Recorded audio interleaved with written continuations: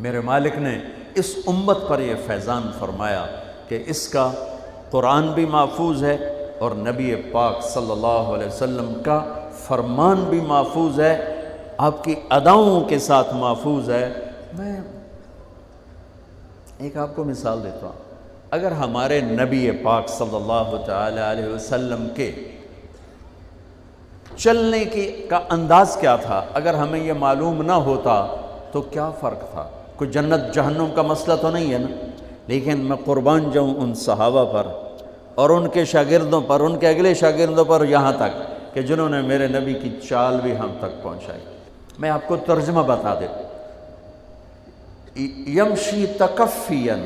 ویقارب الخطا، آپ تھوڑا کندھے جھکا کے چلتے تھے اور پاؤں چھوٹے رکھتے تھے، کھلا پاؤں نہیں،